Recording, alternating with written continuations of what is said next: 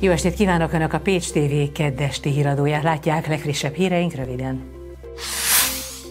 Fókuszban a K20 kirakat program, kerekasztal beszélgetést tartottak a vállalkozás ösztönzés lehetőségeiről. Veszélyben a hazai szőlőültetvények, már Baranyát is elérte az aranyszínű sárgaság. Ahol az örökség és a történetek találkoznak, az év kiállítása lehet a Janus Pannonius Múzeum állandó tárlata. Az ügyfélszerzés, a kis- és középvállalkozások előtt álló lehetőségek jelentették a témáját annak az üzleti reggelinek, amelyet a Kodály Központban rendeztek kedden.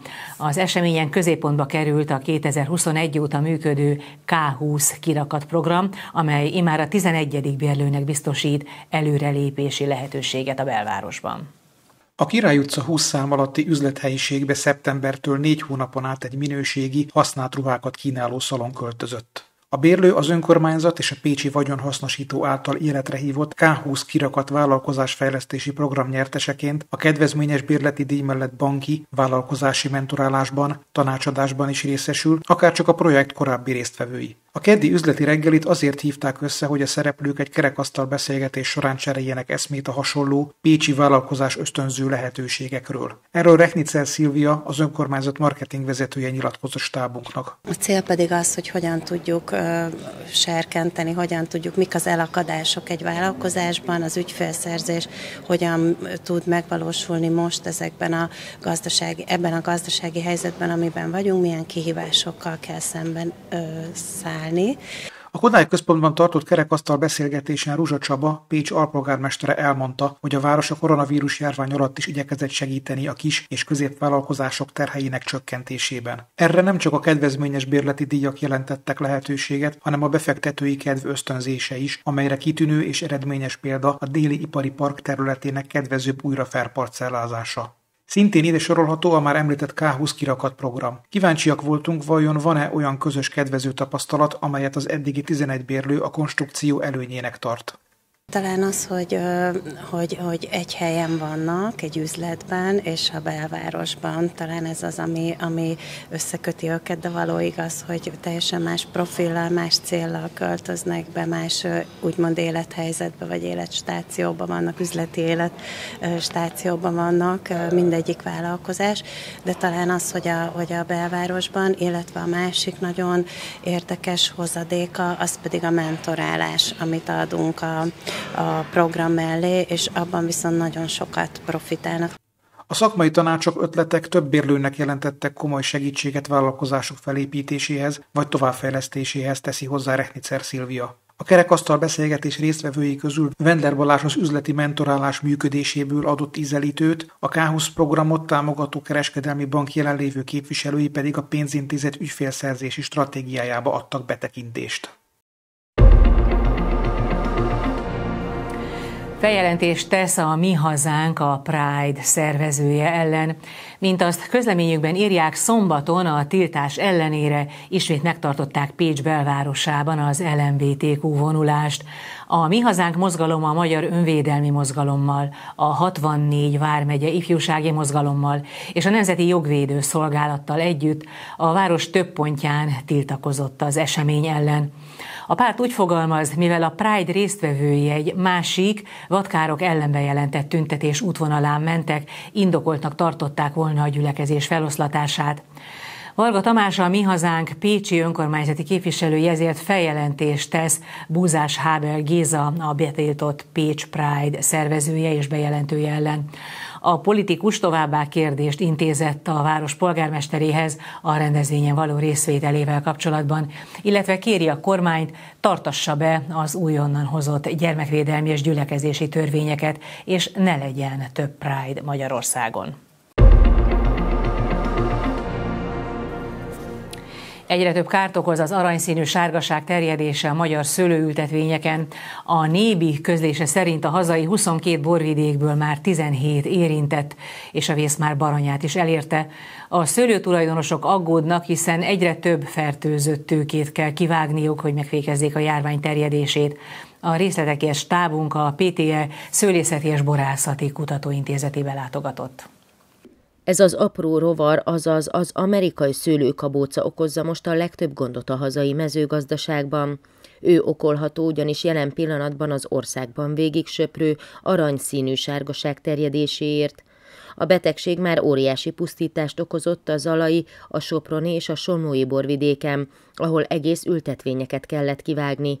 Tudtuk meg a PTE Szőlészeti és Borászati Kutatóintézetében. A betegséget okozó fitoplazma jelenlétét már Pécs környékén is kimutatták, ezért a szakemberek fokozottan figyelik annak előfordulását. Baranyába jelen pillanatban fertőzött tőkét igazoltan a Szajki, a Gyódi, illetve a Máriagyődi régióban találtak.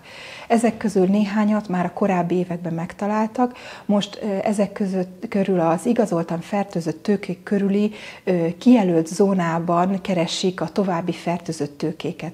A hatóság nagy erőkkel, fokozott, emelt laborkapacitással próbál megfelelni a kihívó helyzetnek, próbálják minden egyes tőkének a betegség státuszát igazolni, vagy pedig ugye negatív eredménnyel azt igazolni, hogy nem az a betegség van jelen a tünetek mögött. Az aranyszínű sárgulás jellemző tünetei a levelek és hajtások elszíneződése és felpöndörödése, valamint a nagyarányú terméskiesés, mely után már csak a növény pusztulására lehet számítani.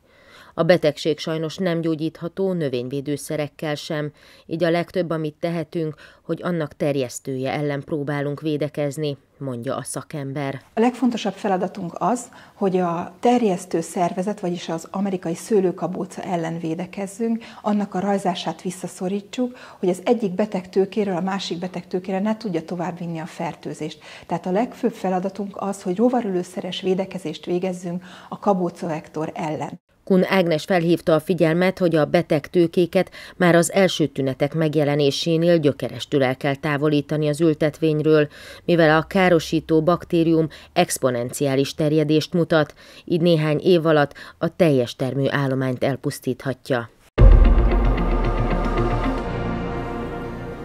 Visszakerült eredeti helyére Bencsik István Genezis 1 című szobra, mint azt a Biokom közleményében írja, a Kossuth és Prima díjas szobrászművész alkotása még 2025 márciusában sérült meg, amikor egy tolatójármű nekiütközött. A jellegzetes hüvelykujjat ábrázoló szobor elmozdult eredeti pozíciójából és szerkezeti károkat is szenvedett. A helyreállításban Bencsik István tanítványa Kuti László szobrászművész vállalt kulcsszerepet, aki szakszerűen elvégezte a baleset nyomán keletkezett sérülések javítását. A munkálatokat követően a városüzemeltetési cég dolgozói segítettek abban, hogy a műalkotás ismét elfoglalhassa méltó helyét a Jókai téren. Az év kiállítása 2025 díjra jelölték a Janus Pannonius Múzeum, a hely szelleme Génius Loci című állandó tárlatát. Az elismerés a szakmai kreativitást, a tudományos felkészültséget és a közönséggel való kapcsolatépítést értékeli. Közel egy éve nyílt meg a Széchenyi téren az a pécsi és baranyai identitást középpontba állító állandó tárlat, melyet a Pulszki Társaság most az év kiállítása címre jelölt. A bemutató, mely a hely szelleme, Génius Loci nevet viseli, 11 termen keresztül kalauzol végig a régió történetén az őskortól napjainkig, különleges installációkkal és életre keltett történelmi alakokkal. A rangos szakmai címre való jelölés nagy elismerés a Janus Pannonius Múzeumnak. Pásztor Andreát, az intézmény munkatársát arról kérdeztük, melyek azok a szempontok, amelyek alapján a legjobbak közé kerülhet egy tárlat. Fontos az, hogy újszerű legyen a kiállítás, új módszerekkel mutassa be a témáját. Fontos az, hogy a közönséghez elérjen, tehát olyan kommunikációs eszközöket, módszereket használjon, amivel hatékonnyá teszi azt, hogy az ismeretterjesztés megvalósuljon. Fontos az, hogy tükrözze a tudományos felkészültséget. új eredményeket mutasson be. Egy-egy állandó kiállítás elég hosszú távra szól, tehát ilyenkor mindig be kell mutatnunk, vagy hát illik bemutatni azokat az új kutatási eredményeket, amik egy-egy kiállítást megelőző időszakban születtek. Itt törekedtünk arra is.